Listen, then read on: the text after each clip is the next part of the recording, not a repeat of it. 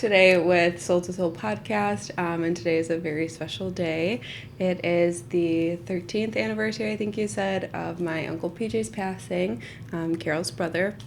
And going into that, we just wanted to talk a little bit about his passing, honoring him, but also how it relates to you guys, as in, like, unexpected passings, how to move through grief with unexpected passings, but also knowing that our loved ones are always with us. And I think that is something that has always been so normal in our family, as even if a loved one has crossed over, we still celebrate them on their birthdays and on the days of their passings, just by any way that we feel fit.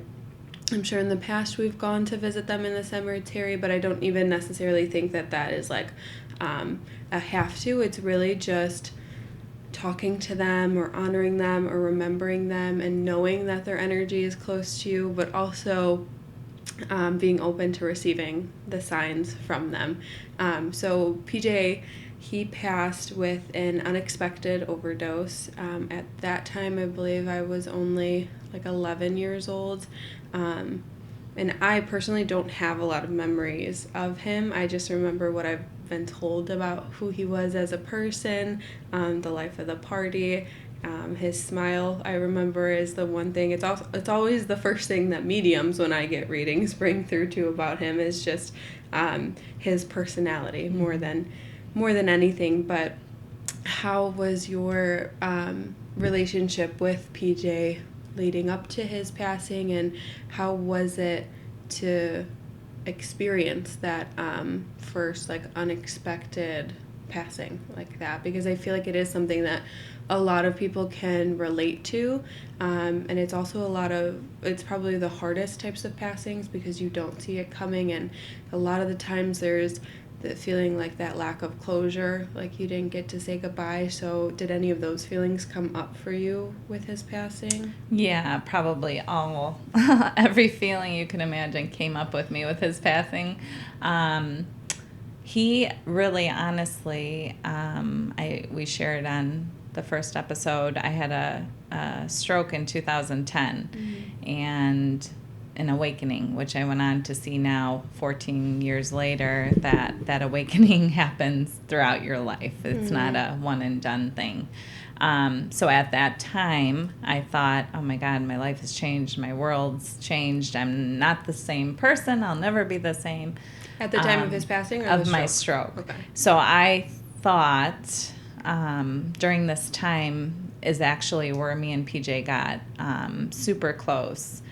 We spent almost every single day together. Well, every single day together in the beginning couple months. And then I even remember the stories in the hospital, like you were saying, he was like the light in the hospital. Didn't you say, like, he would make you get in a wheelchair and take you around the hospital? Yes, he pushed limits everywhere he went all the time. So I wasn't supposed to leave the room, but when I got out of ICU and I was in my own room, yes, he's like, hey, can I take her, just down the block? And they're like, well, we'll have to see. And he would push it all the time. He also, he lit up every nurse on the floor. You couldn't say no to PJ. That's just him.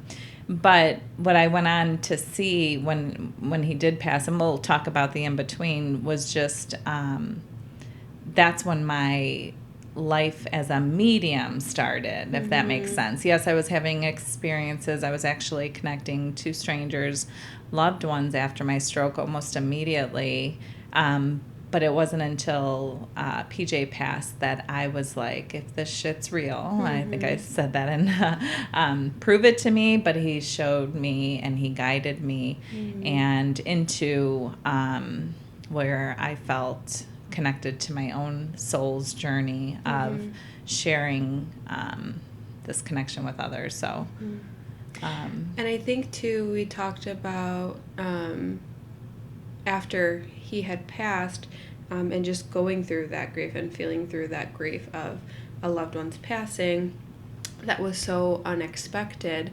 and how really there is no one way. We can tell you our experiences and how we moved through grief and how our loved one signs helped us move through grief, but there is really no one way to move through grief and to heal your grief.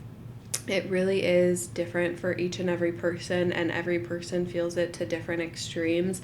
So I think our best advice as mediums is really to just allow you to be gentle with yourselves, with whatever emotion comes up, however it comes up. I had a client last week tell me that she was angry at her loved one that passed, and she was feeling bad or guilty for feeling angry at her loved one. But I had to just remind her that our loved ones, when they cross over, they're able to see things from so many more perspectives than we can, and understand things so much deeper than we can here on earth. And so they do not resent you. They're not angry at you for being angry at them. They understand where you're at. They can see where you're coming from, and they know that it's okay, and they know that it's part of your journey to feel this anger or whatever other emotion is coming up. It's not anything that you have to get stuck on or stuck in feeling, or feeling like you shouldn't be feeling that way. I really think that's cool, the different perspectives, like you said, and that's how I see it as well. Like when they go to spirit world, it's like all these doors are open for them. They get to see what they did, what you did. Like they get to, like, everything's open for them, more perspectives. And I think when we're here on our path and our journey, we have limited perspective, but it's for a reason. It's because that limited perspective is all these doors we can go into to open up within ourselves. So as we're climbing, getting closer to oneness, just like my shirt, oneness, God, love, as we're doing that, everything we heal or go into or what comes up for us is just another door opening. And so I 100% agree that they still walk the journey with us. PJ has proved that to me. They still walk the journey with us, and they're excited when we're able to open another door. And if we're mad at them for 10 years, it's okay. That was our journey, and going into that and then being liberated at the end of it when we're able to say, oh, I wonder, whether it's through meeting with a medium and, some closure there, whether it's through something they did in their own journey or someone they came across in their own life where, they hear a story, just a story. I love people's stories, and you hear a story and it may open up your mind a little. So anyway, I just wanted to highlight what you're saying, because they do have a bigger view, and we do too inside of us. And that's what I think you said that was really good, is that whatever door we're going towards to open, or whatever we feel, we need this for a reason. It's part of our soul's journey here. And so just having the compassion with ourselves and knowing that this isn't a place that we're going to stay forever. It is a place that we're going to move through. We're always moving through. And so just understanding that I'm in this space for a reason, and it is serving me in some way, and seeing how you can see that perspective will help you to move through things that much easier. But even like on track with like being angry at your loved ones, or I've had a lot of people too ask me, oh, like I didn't have a good relationship with this loved one, so I don't want to talk to them, or they probably won't come through because they didn't like me, or they had resentment against me. That's another thing I think we've learned being mediums. Like we said, our loved ones can see things from so many different perspectives that they don't hold on to the same pain or resentment that maybe their souls used to while they were still here. And so because they can see things and understand things on such a deeper level that maybe they couldn't have while they were still here, it really allows their soul to heal, number one, and to let go of all of those feelings or emotions. But it also allows them to show up for you and to come through with the healing messages that you might be needing to hear from them in order to help you move forward. And there's messages like that come through. I was just going to say, yesterday I had a woman who she was skeptical. She walked in skeptical, which I told her, I'm doubting Thomas. I understand that. I don't like to hear someone skeptical coming in sitting on across from me, but she was such a sweet skeptical, so I felt comfortable in her energy. Long story short, she didn't have many people on the other side at all. And what she did have, according to her, was dysfunctional. So she, because I just kind of explained, we don't have to do a mediumship. We can do an intuitive reading instead if you prefer. And she was just open. She was pushed there and open. And I just want to have a side note real quick, because as mediums, I have heard, I don't know if you have heard, people have this belief that skeptic people and people who come in skeptic and what's the other word? Like closed off? Yeah, I forgot. I just lost it. But just they say like almost like if someone bought a reading for someone and they were like forced into it, pushed into it, just how there cannot be a connection made, and how, so I've heard that before, like it's just not a good connection. It's not because this person's being forced, number one, and number two, they're skeptic. And so I had that lingering, but it wasn't, I didn't connect to the belief, but I've heard this many times. So I let that go. And the first person to come through, the only person she really lost was her father. And there's a whole story that I wouldn't share, but behind it, but she was crying. I know, I feel that she, he said a lot of beautiful things to her and a lot of teaching to her that I feel like she couldn't have peace surrounding a big heavy weight that she lived with most of her life. So it was beautiful. And how healing crying can be. I feel like as a medium, when my client sitting across from me cries, I know that it's their soul's way of releasing everything that they've been holding on to, or everything that they haven't even looked at or understood fully. And so even going into that aspect of learning how to be comfortable with crying and learning how to be comfortable with your emotions, and how healing that is for you, because there's so many people that are taught while growing up that they have to ignore their emotions or suppress their emotions, or deal with them later, or cry about it in your room or in your pillow. And when in a mediumship reading, when you're able to let these emotions out and let it flow, it really is just your soul's way of healing and moving through all of this. So, PJ. Oh, yeah. So, I know, it's so easy to get sidetracked, because through all of these stories that we share, I feel like there's so many little teachings little things that can really help us to just understand ourselves on another level, to help us to continue to move forward. Yes. Sure. But so when PJ passed, I was in mediumship classes at the time. So my stroke was 11 months prior. But I met a girl in class who did Reiki, and I didn't know what that was at the time. And she said, "Oh, you should come. I think you would really benefit." And I was like, okay. So I went. Well, she ended up bringing through messages while I was in Reiki, and I was testing her. I always tested psychics and mediums. It's just my skeptical mind.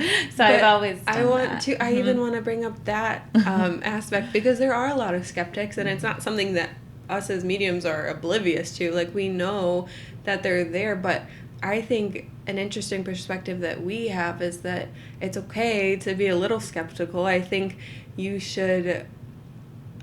mediumship is something that you always have to have your own experience with. And us as mediums sharing our stories and our experiences, as much as it could help guide you or see if you're pulled towards having your own experience, but it really is having your own experience with a medium that's right for you, that you feel connected with, that you resonate with their way of reading and their teachings and what they share. But it is something that nobody can make you believe. And I'm a very open skeptic. I want to say that because I have been going, so I lost my first brother when I was 2.5, and I've been going to psychics. I shared this with you since I would think I was married at 17. So I've been going since 17 years old to, I remember making appointments for me and my mom, and always in search of a good connection, but I never really, that's why I went to so many. I never really feel like,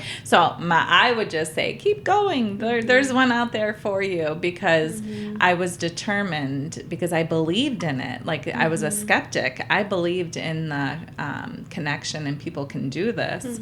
I just wasn't having great luck finding the right one for me. And there are too a lot of like psychics, mediums that you might not resonate with it. And I think too, that's why I think it's so important to share our perspectives and our journeys and our experiences, so that you guys listening or watching us can really get a feel for us, to see if you resonate with us. We've said this before, you always need to tune into your energy and discern the messages you're receiving, but also discern the energy of the medium in front of you. And if they feel right for you, if they feel authentic for you, even if they are an authentic medium, there's still energies that maybe might not match. It is a thing that you may not be, like, I might not be the medium for you. Almost like the doors of perception. Yeah. Because if that medium is maybe going through something that, you may need help in this area, but they haven't walked that, went into that door within themselves, maybe at that. Or even if they didn't go in it, if they had the willingness and openness to, like, I'm going to go in all my doors or whatever, you know what I'm saying? Like but you can feel that. Because we're all psychic. So you can feel that in a medium. You can feel if it's a harsh teaching, or if it's, some people need that push, like, when you're doing anything, train hard, go hard. And some people don't work that way. So it's nothing is wrong, right or wrong. It's really tuning into yourself, like you're saying, and your own intuitiveness to feel that connection. And so, like you were saying, and I think there is a difference too between being a closed off skeptic that was really forced into this, and I'm not, I know this isn't real, so let's see what you have to say, because like, it's not going to happen, nothing's going to come through, versus I'm skeptic, but let's see what can happen, what's out there. There's an energetic difference when you come to the table of a mediumship reading with a medium that can very much affect your mediumship reading and how the energy flows, because it's all energy. We're working with different types of energy when we're giving a mediumship reading. We live in an energetic universe, and so when you come to the table with a medium, your energy does affect how it flows. That's why we always say to just be open. And I even say that in, like, my beginning opening, like, we don't control whose loved ones come through or what they say. And that's why I talked about, like, even if you didn't have a good relationship with your loved one, if you just stay open in your heart and you trust that whatever messages come through are for your soul and for your healing, it's going to make and help the energy flow that much easier, so that this experience is the best that it can be for your soul. But so you were talking about PJ. I went to Reiki, and once she was bringing through messages and stuff, and I was in a heavy grieving spot at the time, and well, I think we should too explain what Reiki is, because we also haven't talked about Reiki. So if you want to explain. You can explain. Okay. Because I'll tell the story. Reiki is it's an energy healing. So we work through channeling the healing energy from source through you. And like we said, everything is energy. I think Einstein said it. It can't be created nor destroyed, only transformed. And so we work with that life force energy, that source energy from consciousness to send it through you or transfer it to you to help you to let go of and release anything that you're holding on to emotionally, mentally, sometimes even physically. Reiki is really good for helping the physical body, but it's a release. It's a letting go. And I think you said most people don't do it with messages. I think your teacher told you it's not allowed, it's a bad thing. We find that adding the messages to Reiki really helps aid in the healing and the releasing, and we think it can be so much more beneficial, because even in like my Reikis that I do with some clients, like there's some inner child healing messages that can come up along with the mediumship and intuitive messages, but it's really helping them connect to their soul, to tune into, really just help them connect back to yourself and to let go of everything you're ready to let go of. But I feel like it's a safe space where miracles can happen. I mean, miracles can happen everywhere and anywhere, for sure, but I have had a lot of transformation in Reiki myself. And so she gave messages, and I'm like, if I ask you a question, because she was connecting with PJ, if I ask a question in my head, would you be able to answer it? Like, could PJ give you the answer? I know, I always pushed everything, and she actually did. My question, I'll never forget, was how many laps did we swim? Me and PJ, how many laps did we swim? Every morning. So yeah, that's me and him. I know that's like that's a number. Yes, that's just like, who asks that? But again, I was just like, I would believe that, and I don't think any medium should have to get that answer or anything like that. But that's what I needed at the time. Someone else may need something else. You know what I mean? So on my journey, I needed some hardcore proof in this moment. Because my life was about to, was already in the midst of shifting big time. So I did, I asked her that, and she said it can't hurt, whatever. So she tuned in, and she ended up saying 30. And I forgot if she saw it. Well, anyway, she said 30. And I said, oh my God, I think I'll take it. Like that's true. And what I mean by that is me and PJ used to swim for an hour every morning after after I had the stroke and he had this near-death experience. So we went to Bally's Fitness, and we would swim every morning 5 a.m. and we would count 60. So we would always swim 60 laps, and we would tell people about it, whatever. They're like, no, so actually you did 30. You did 30. I'm like, no, we did 60. Yeah. Like, I count 60 in an hour. And it was just so funny because I'm like, it was 60 laps. 1 lap there, 1 lap back. And people would say, no. So when she said 30, I'm like, I think I'll take it because that's the right answer that people have told me. But I always say, I was looking for 60. I always say 60. But what it showed me was, wow, he is here. And so she went on to tell me in that first session of mine that I was going to write a book, and she saw it, and she described the color of it and all this stuff. It's going to be a sort of journal-like book with PJ. He's going to write it with me. And at the time, I never thought about writing a book, and I thought, so far from my mind that, and then, so I've heard about this book for 14 years, and I would always, it would get brought up time to time, different mediums I've gone to. And I'm like, well, how is it going to get written though? Because like, if it's going to be channeled through me, like I'm waiting. So I never really gave it the space, but I did write, right after this, I should say.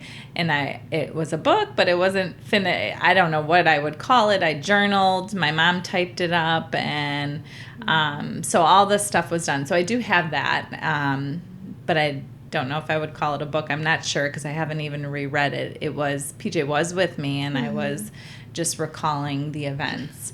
And anyways, so when I looked back at Facebook messages from him just to find anything and everything that he ever said to me. This was after he passed? After he passed. So then I would look at our messages. And what I noticed right away was at 6:13 a.m., and I have pictures of all of this because I always get proof and I want to show people. At 6:13 a.m., PJ came up with this amazing idea, and it was, Carol, we should write a book. And I was like, what? And because I was reading all his messages, and we should write a book from the morning of your stroke, everything that happened. Dad could have a chapter. Our sisters could have a chapter. Your friends could have a chapter. My brother could have a chapter. Like, PJ came up with this. It would be from everyone's perception, actually, what they went through, and it sounded so cool because it's like everyone experienced something different during this time. Yeah. And it meant something different to everyone that was involved. And so anyway, the point of that story was it was at 6:13 a.m. and it clicked in that moment. I was rereading my messages. I'm like, oh my God, this is the day he passed. This was all written before it happened. So it just had me believing more in the divine timing and the paths that we all have, that the journey home, or so that was a huge one for me. So I know there's this book that's supposed to happen sometime, and I believe in it. And but too, that's an interesting thing to talk a little bit more about, because a lot of people go back and forth about, like, well, are we predestined, or what is our journey? What is our purpose? Like, is it this one thing that we have to get to find and to figure out, like, what is my purpose here?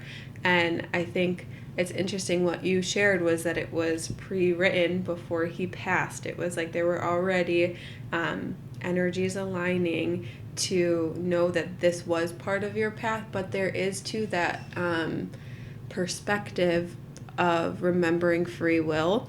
And I think that's why I have the belief that everything happens for a reason so strongly, because it gives you back that power of free will. So it's like remembering that there is no right or wrong decision. It's whatever you choose is the right decision, and that was the path that you were supposed to take, or the path that you were supposed to go on.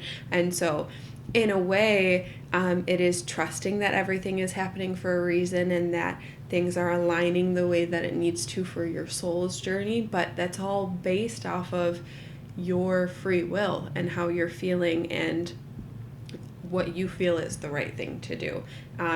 But I just wanted to share that a little bit, because I know people, it's like a little debate, I feel like, for some people sometimes, of, well, is this life predestined? What's the point type of thing. But when we can remember both aspects of, you'll see little glimpses of these synchronicities. Yeah, that's what I think. I think it's like before we set on this journey of our individual path, we have like a checklist of things that our soul wants to accomplish in this lifetime. And I think the synchronicities reflect, like, check, you were able to do that, check. It's not that you have to. It's not that you even, like, that's where the no judgment comes. There is no right or wrong. You don't have to check anything, really. You could check out and be like, you know what, I just want to do this lifetime. And that's, I think, the free will. And so I think it's more so... but even that, like, but if that's what you choose, then that's what was supposed to happen in this lifetime. So it's like that was, part of your soul's right. We would be thinking at that point, oh, I have to do all these things and I didn't do anything. Yeah. So we would be judging it and not having anything checked, thinking that, but when something like that happens, and if a book does get created, then it's like, for me, it would be like, it would feel good, because it would feel good. Like, oh my God, this was predetermined, this happened, and everything's in alignment with, So going back to just sharing with PJ, we're talking about PJ and the evidence that you got in your Reiki session. Was there? Yeah, so I don't remember much more about that particular session, but what I went on to do was get Reiki very often, and because I wanted to really go into understanding how this communication with the other side works, because I needed it for myself. I knew that PJ's gone. Everything that I've read and I resonated with, and I up until this point, I wanted to put that into motion. I was like, okay, this is here for everybody. Again, it's not everybody's path, but for me, I couldn't lose another person, I felt, and not have some sort of communication with them. I just didn't think that was good for me. So I knew that I can still have a relationship with my brother. It will just change. It will be different. But I was open. That's the biggest thing. I was really open to, well, what do you got? Because I need you. You're not coming back here physically. And how can we keep this up? So he is one of my guides, 100%. I know a lot of mediums say family members cannot be a guide, like in that sense, like you have. And I was taught certain things in classes, but then, when it comes to you personally, then you listen to that. So he's definitely a huge guide, not just for me, but for many people. Anyone I've told PJ about, like I have friends at work, my old work, anyone who I've met, and 222 is his main number, and they're like, oh, PJ's here sending me, and they've never met PJ, but they feel like they know him, and they do, because he has been he has helped people on their specific spiritual journey of self-love, because that was his big message to me, his journey to love. Again, I'm wearing this. I didn't even think of that. But so he's a huge guide, and taught me everything I was just laughing at that because you were saying like you were taught the opposite, and I think that's one thing about us, is that we're never gonna take something that someone else says without discerning it, and I don't know where it came from. Well, that's the proof, I think. But that's where the skeptic comes from, and you had to have received some of that from me, even so maybe it comes out in that way, or a different way. But I think it's such a good teaching for everybody, because you see this in so many different situations and areas of your life, whether it's within religion or parental figures in your life. And when you're told these things that you're supposed to believe, that is a little bit of the skepticism of, but we did learn it somewhere along the way, but no, how does this feel for me? Does this feel right for me? Does this resonate with me? And it's so important to learn that in your life, because I do feel like it really is all about taking your power back in your life, and how much that, and having that trust in yourself and that trust in how you feel, can help guide you to wherever you're supposed to be. But because I know you were even talking a little bit about the aspect of religion or teachers, and how they put these beliefs on you. It is this teaching, you're beneath them and they're above you, guiding you. But it is so important to remember to discern everything that comes to you, every message, every teaching that comes to you, to make sure that it feels right for you. Because you'll notice there's a lot of people that believe things from these people that seem like authority figures, like a teacher or a religious figure or a parent. And so they go down this path of just trusting what they're saying, and it'll cause... And then you find out that those people you're believing and trusting in don't believe it themselves. Mm-hmm. That's where I've come up against. Like, Yeah. some of my teachers were saying all the right things, like, and I was like, yes, oh my God, non-judgment, whatever it was that they were teaching, discernment. Mm-hmm. And then when I had to take that teaching and apply it to my own teacher, that was really hard for me, because Mm-hmm. I was like, I did hold them at a different place, but that's when the integration or the really matters, when you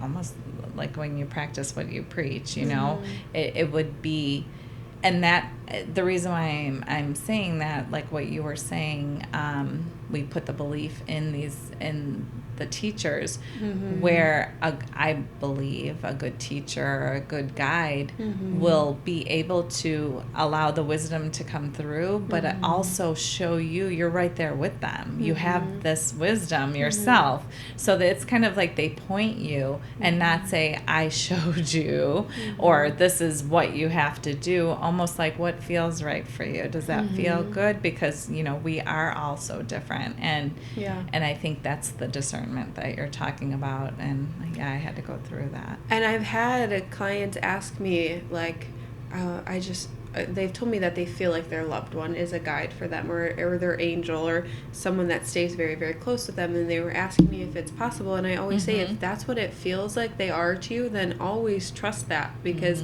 I can't tell you what that feels like for you. You know your energy, you know your loved ones more than any medium, any psychic.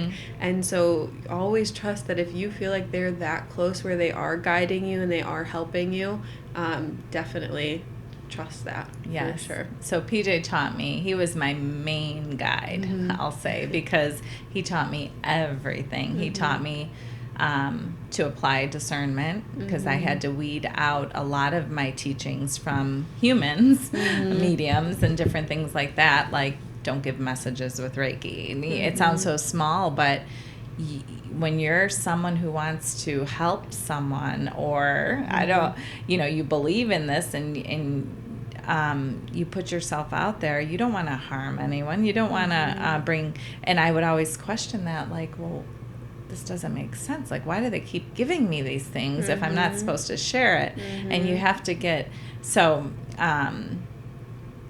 he taught me discernment a lot, how to apply it. He taught me in my meditations, just different things. I think I shared with you before. I always wanted to see him, and I remember that belief my mom taught me when I was very young. If you were to see, you know, them appear in front of you, your physical body couldn't handle it. You would have a heart attack. And I do believe that still to this day. I believe there is a practice of sitting in the power to be able to see someone. So I kind of I worked through that in meditation, and I would see PJ, and I would see just his mouth with a goatee, and I'm like, why can't I see all of you? And then I would see just his eyes, and I would write it down, and different times, not every day either. These were like months apart. I'd finally get to see him again, but it'd just be a piece of him. But it was, but I would remember what my mom told me, and I'm like, but I'm ready now, I want to see. But it was just opening up my clairvoyance and stuff like that. But he taught me that all kinds of things in meditation, the language of spirit, basically, how spirit speaks, and in the subtle ways and the big ways, and so many different angles. And so I do believe him as my guide set the tone for my mediumship, for sure. For sure. And I think today being his anniversary, I already know in our group chat, because this is something that our family is so accustomed to or used to, there's going to be the signs rolling in all day, the pictures of the license plates or the times or whatever. So if you do have an anniversary of a loved one that's coming up, or their birthdays are coming up, just ask them, be open, talk to them, and say, let's see what magical miracles, like you were saying, are going to come through today, because it is beautiful to receive a sign from your loved one and to acknowledge it as that, and to honor them in the ways of them showing up for you and trying to show up for you and to support you where you're at. So I'm excited to see what signs I already got this with morning. I went to today. get coffee, and there was a white car. White is always spirit for me. And 613 was on that. I was Yeah, like, hi, see? PJ. I knew that. So I took a picture. I actually went back around to take a picture because I was like, okay, let me see how much you're going to come today. And sometimes I think the word sign, I don't know. I love signs, but sometimes I think it doesn't even give it justice, because I feel like it's communication. Mm-hmm. This is PJ like, like I'm talking to you right now. This is PJ. All right, Carol, you ready? Like, just by seeing 613 on a white car, you ready, Carol? I've missed you, and I'm gonna amp it up today. Yeah. So I'm excited for today too. So definitely talk to your loved ones, play with them, ask for signs from them. I think we said tell them what you want them to see, and just most importantly, be open to receiving it. Let them show up for you, but be open to them showing up for you. Let go of the doubt, let go of the fears, and really just see what happens. And I guarantee something is going to show up that is going to help you feel that much more connected to your loved ones. Mm-hmm.